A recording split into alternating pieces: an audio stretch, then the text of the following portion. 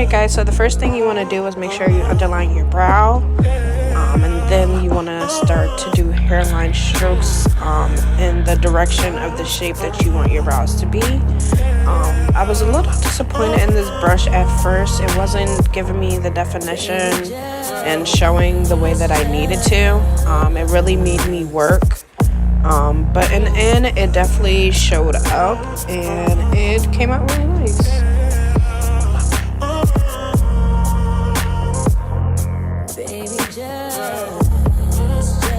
It's okay in this moment of trying to shape your brows to kind of get a little messy because you will be going in with the concealer and cleaning it up.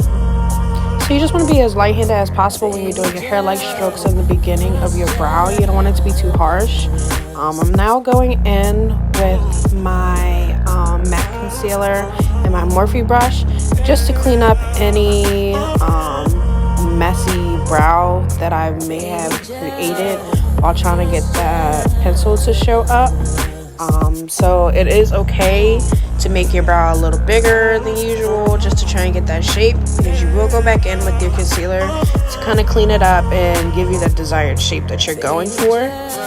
You want to be very careful with how you apply your concealer. You don't want to use too much. You want to use just enough to where it will clean it up and give you that sharp, clean look underneath your brow.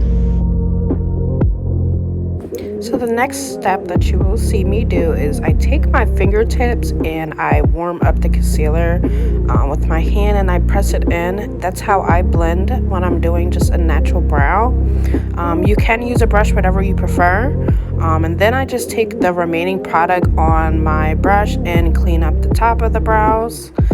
Use some gel brow just to keep the brows in place, and that's the finished look. Hope you guys enjoyed this video. And thanks for watching.